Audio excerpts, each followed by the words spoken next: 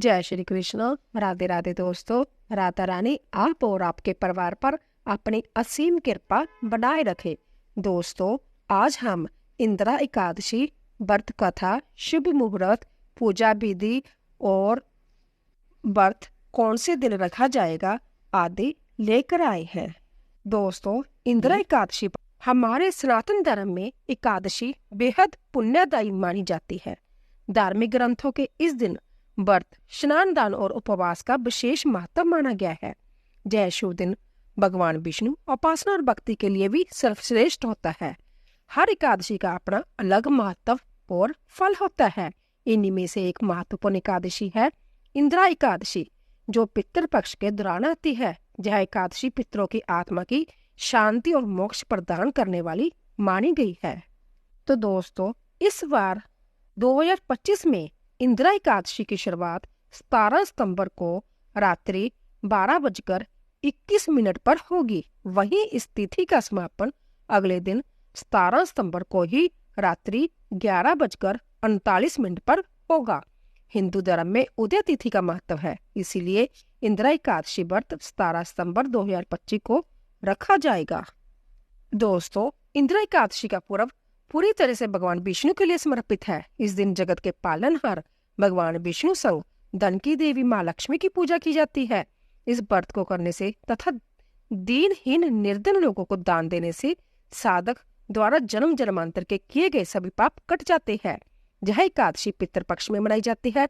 अंत्य साधक को पितरों का भी आशीर्वाद प्राप्त होता है। साथ ही इस दिन पूजा आदि करने से पितरों को मोक्ष की प्राप्ति होती है। इस दिन का महत्व केवल पितृ ऋण से मुक्ति के लिए ही नहीं, बल्कि यह व्रत धर्म, कर्म और परोपकार के मार्ग पर चलने की प्रेरणा भी देता है। इस एकादशी को करने से व्यक्ति के जीवन में धार्मिक और आध्यात्मिक ऊर्जा का संचार होता है। दोस्तों, पितृ पक्ष में आने से इस व्रत में दान का भी महत्व अधिक माना गया है। एकादशी केवल धार्मिक अनुष्ठानों तक ही सीमित नहीं है।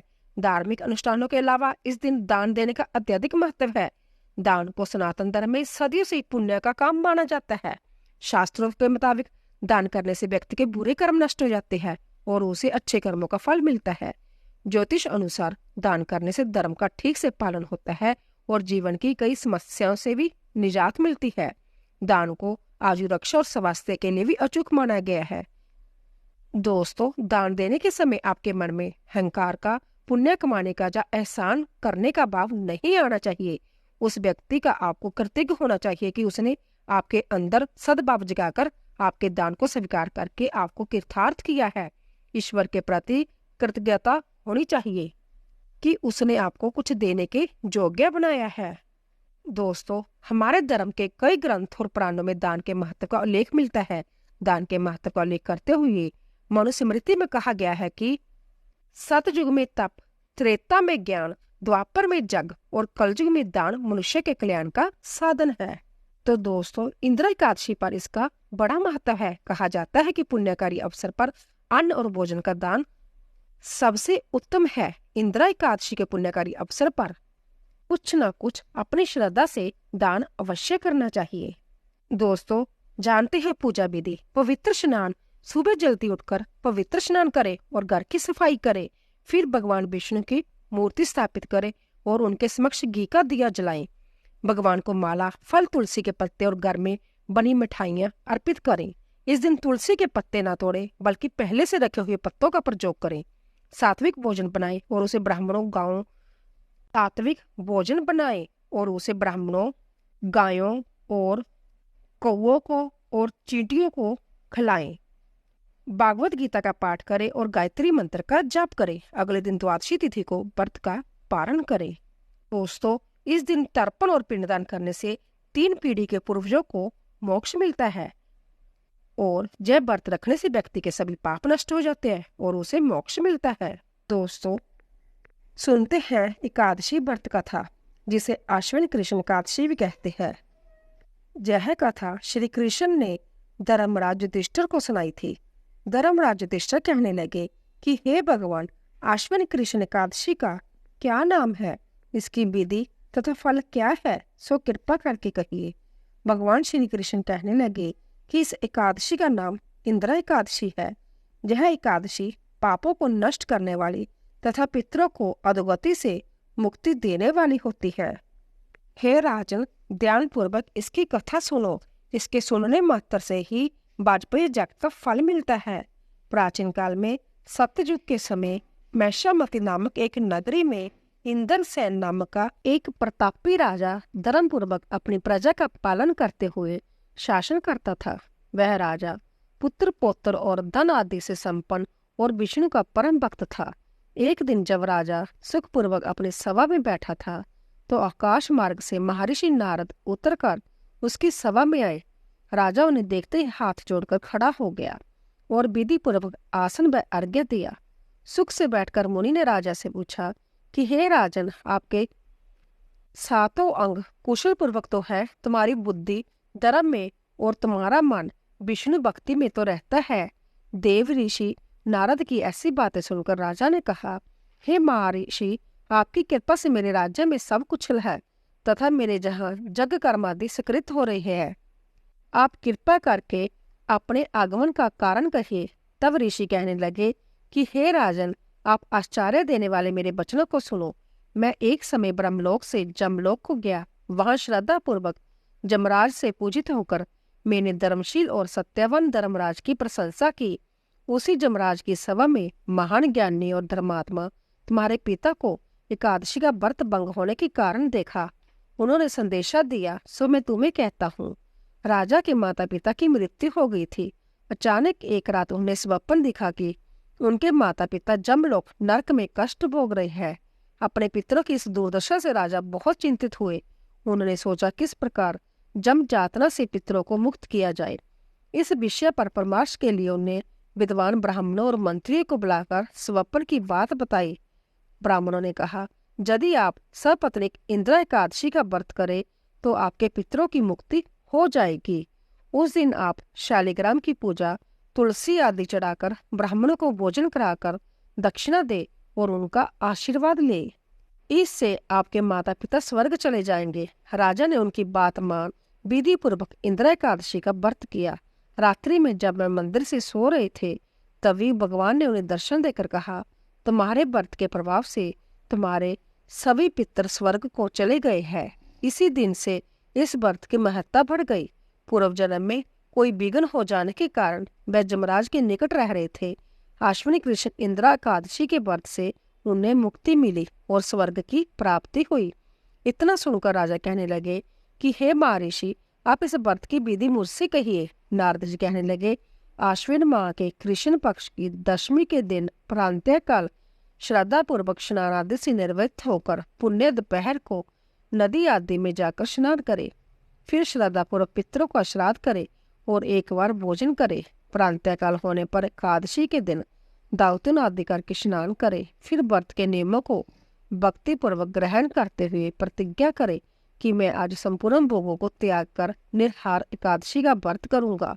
हे अच्युत, हे पुंडरीकाश, मैं आपकी शरण हूँ, आप मेरी रक्षा कीजिए। इस प्रकार नियम पूर्वक शालिग्राम की मूर्ति के आगे विधि पूर्वक श्राद्ध करके योग्य ब्राह्मणों को फलाहार का भोजन कराए और दक्षिणा दे। पितरों के श्राद्ध से जो बच जाए उसको सूंघ कर गौं को दान तथा धूप दीप गंध पुष्प निवेद आदि सब सामग्री से ऋषिकेश भगवान का पूजन करे। रात में भगवान के निकट जागरण करे। इसके पश्चात द्वादशी के दिन प्रातःकाल होने पर भगवान का पूजन करके ब्राह्मणों को भोजन कराए। भाई बंधुओं, स्त्री और पुत्र सहित आप भी मौन होकर भोजन करे। नारद जी कहने लगे कि हे राजन, इस विधि से यदि तुम आलस्य रहित होकर इस एकादशी का व्रत करोगे तो तुम्हारे पिता अवश्य ही स्वर्गलोक को चले जाएंगे। इतना कहकर नारद जी अंतर्धान हो गए। नारद जी के कथा अनुसार राजा द्वारा अपने बांधवों तथा दासों सहित व्रत करने से आकाश से पुष्प वर्षा हुई और उस राजा का पिता गरुड़ पर चढ़कर विष्णु लोक को गया। राजा इंद्रसेन भी एकादशी के व्रत के प्रभाव से निष्कंटक राज्य करके अंत्य में अपने पुत्र को सिंहासन पर बिठाकर स्वर्ग लोक को गया। हे युधिष्ठिर, यह इंदिरा एकादशी के व्रत का महात्म्य मैंने तुमसे कहा। इसके पढ़ने और सुनने से मनुष्य के सब पाप छूट जाते हैं और सब प्रकार के भोगों को भोग कर वैकुंठ को प्राप्त होता है। बोलिए कृष्ण भगवान की जय। दोस्तों जानते हैं इंदिरा एकादशी व्रत का क्या महत्व है। इंदिरा एकादशी की खास बात यह है कि यह पितृपक्ष में आती है, इसलिए इसका महत्व बढ़ गया है। ग्रंथों के अनुसार इस एकादशी पर विधि पूर्वक व्रत कर इसके पुण्य को पूर्वजों के नाम पर दान कर दिया जाए तो उन्हें मोक्ष मिल जाता है और व्रत करने वाले को वैकुंठ की प्राप्ति होती है। पद्म पुराण के अनुसार इस एकादशी का व्रत करने वाले व्यक्ति की 7 पीढ़ियों तक के पितर तर जाते हैं। इस एकादशी का व्रत करने वाला संभव मोक्ष को प्राप्त होता है। दोस्तों जिस घर में तुलसी होती है वहां जम के दूत भी असमय नहीं आ सकते। गंगा व नर्मदा के जल में स्नान तथा तुलसी का पूजन बराबर माना जाता है, चाहे मनुष्य कितना भी पापी क्यों न हो। मृत्यु के समय जिसके प्राण मंजरी रहित तुलसी और गंगा जल मुख में रखकर निकल जाते हैं, वे पापों से मुक्त होकर वैकुंठ धाम को प्राप्त होते हैं। जो मनुष्य तुलसी व आंवलों की छाया में अपने पितरों का श्राद्ध करता है, उसके पितर मोक्ष को प्राप्त हो जाते हैं। आइए सुनते हैं पहले तुलसी माता की कहानी। एक बुढ़िया माई तुलसी जी को सींचती और कहती कि हे तुलसी माता, सत की दाता, मैं तेरा बिडला सींचती हूँ, मुझे बहू दे, पीताम्बर की धोती दे, मीठा मीठा घास दे, बैकुंठा में बास दे, चटक की चाल दे, पटक की मौत दे, चंदन का काठ दे, रानी सा राज दे, दाल भात का भोजन दे, ग्यारस की मौत दे, कृष्ण जी का कंधा दे। तब तुलसी माता जय सुनकर सूखने लगी तो भगवान ने पूछा कि हे तुलसी, तुम क्यों सूख रही हो। तुलसी माता ने कहा कि एक बुढ़िया रोज आती है और यही बात कह जाती है, मैं सब बात तो पूरी कर दूंगी, लेकिन कृष्ण का कंधा कहाँ से लाऊंगी। तो भगवान बोले, जब वो मरेगी तो मैं अपने आप कंधा दे आऊंगा, तू बुढ़िया माई से कह देना। जब बुढ़िया माई मर गई सब लोग आ गए। जब माई को ले जाने लगे तो वह बहुत भारी हो गई और किसी से न उठी। तब भगवान एक 12 वर्ष के बालक का रूप धारण करके आए। बालक ने कहा, मैं कान में एक बात कहूंगा तो बुढ़िया माई उठ जाएगी। बालक ने कान में कहा, बुढ़िया माई मन की निकाल ले, पीताम्बर की धोती ले, मीठा मीठा घास ले, बैकुंठा का बास ले, चटक की चाल ले, पटक की मौत ले, कृष्ण जी का कंधा ले। झय सुनकर बुढ़िया माई हल्की हो गई। भगवान ने कंधा दिया और बुढ़िया माई को मुक्ति मिल गई।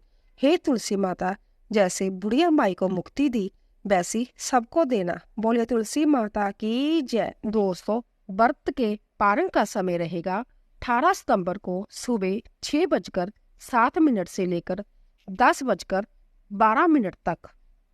तो दोस्तों आशा करती हूँ कि आपको हमारी जानकारी अवश्य पसंद आई होगी। प्लीज जाने से पहले चैनल को सब्सक्राइब कीजिए, लाइक कीजिए और ज्यादा से ज्यादा शेयर कीजिए। आप सभी का धन्यवाद।